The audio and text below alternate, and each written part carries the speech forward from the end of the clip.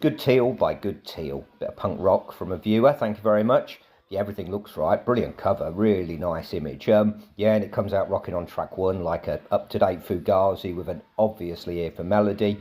Got fantastic energy, impressive production. You know, sort of bands, I feel sorry for the singer though, he's a bit of a screamer. His throat must feel really bad after a gig. He really lets everything rip, but you know, it feels real and, you know, there's no stretching. The second song is even more full on. It's got the Bad Brains about it, but with a modern twist. You know, you hear get a Rage Against the Machine in there. There's a certain funk to it, and even a certain pop like the Hives or somebody like that. A band that's tight, and you hear that everybody's individual style in there. Tempo changes are spot on. The band knows what each other's doing. You know, no time for a rest, and the tracks are whizzing by. There's a bit more poppy sound on Spouse, and this is welcome, more of a grunge feel. And you can hear how good the singer's voice is on that one.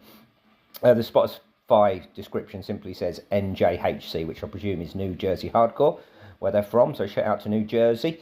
Sounds like a good scene to be involved in. Great change of pace in Newark versus Brimstone, showing they're not a one-trick pony. Yeah, that suits my taste a little bit more. I really like the slower tempo. Not that there's been any lowlights at all. And then it's back to 100 miles an hour, at least 100 miles an hour.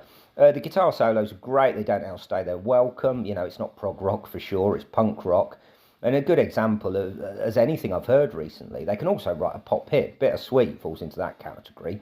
You know, could be a Sum 41 ballad or not, you know, punk ballad. Not for me, but hats off. It shows that, you know, they're capable of selling records if they want to, and why not? You know, make some money, boys. Things finish off as they should with a nice loud bit of noise it's on at the moment, and overall I'm hugely impressed, and we're going to give that another 10 and a full review track by track. Goes to show the huge amount of talent there is out there, and, you know, I'm glad I do this channel because I wouldn't get to hear this otherwise.